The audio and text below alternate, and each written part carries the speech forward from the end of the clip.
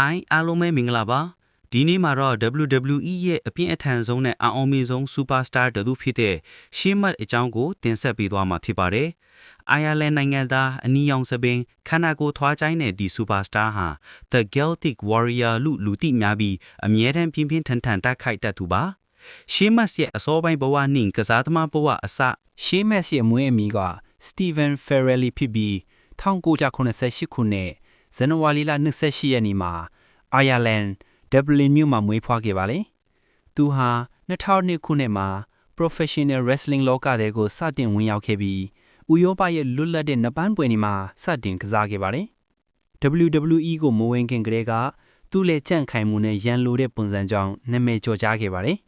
WWE တွင်အောင်မြင်မှုများရှေးမတ်ဟာ2009ခုနှစ်မှာ WWE ရဲ့ Main Roster ကိုတက်လှမ်းလာပြီးမကြာခင်မှာပဲထိပ်တန်းနေရာကိုရောက်ရှိခဲ့ပါတယ်။သူဟာ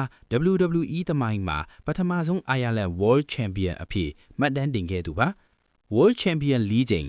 WWE Champion 3 ကြိမ် World Heavyweight Champion 1 ကြိမ်အဖြစ်ပိုဆွဲခဲ့ပါတယ်။2010 King of the Ring ဆုရှင်2012 Royal Rumble ပွဲစဉ်ဆုရှင်2015 Money in the Bank Contract ဆုရှင် Tag Team Champion 5 ကြိမ် Cesaro နဲ့တွဲဖက်ပြီး The Bar အဖွဲ့နဲ့ Raw နဲ့ SmackDown Tag Team Champion ဆုတွေကိုရယူနိုင်ခဲ့ပါတယ်။ United States Champion 3 ကြိမ်ဖြစ်ပါတယ်။ဒီလိုဆုတစိပ်ပေါင်းများစွာရရှိခဲ့တဲ့ရှေးမတ်စာ WWE သမိုင်းမှာအအောင်မြင်ဆုံး Superstar တွေထဲကတစ်ယောက်အဖြစ်သတ်မှတ်ခံရပါတယ်။ Fighting Style နဲ့ Signature Moves တွေကိုဆက်လက်ဖြိုပြပါမယ်။ရှေးမတ်ရဲ့ Fighting Style ကပြင်းထန်ပြီးအသားအနာစေတဲ့ပုံစံမျိုးပါ။သူ့ရဲ့အမှတ်အသားဖြစ်တဲ့နာမည်ကြီးနပန်းကွက်တွေကတော့ Broken Kick ရုတ်တရက်ခုန်ကန်လိုက်တဲ့ကံကြက်ဟာပြိုင်ဘက်ကိုတခါတည်းအလဲထိုးနိုင်ပါတယ်။ White Noise ပခုံးပေါ်တင်ပြီးနောက်ပြန်ပစ်ချတဲ့အောက်တာတဲ့နပန်းကွက် Celtic Cross ဒါမှမဟုတ် High Cross အစောပိုင်းကသုံးခဲ့တဲ့နပန်းကွက်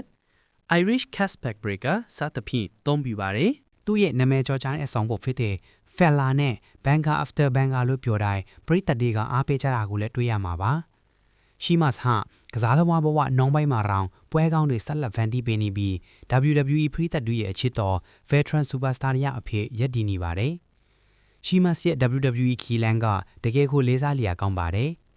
ဒီဗီဒီယိုလေးကိုကြည့်ရှုပေးတဲ့အပေါ်ကျေးဇူးတင်ပါတယ်နောက်ထပ်ပဲ Superstar အကြောင်းကိုသိချင်လဲဆိုလား comment မှာရေးပေးခဲ့ပါအောင်နော် subscribe လုပ်ဖို့နဲ့ like ပေးဖို့လည်းမမေ့ပါနဲ့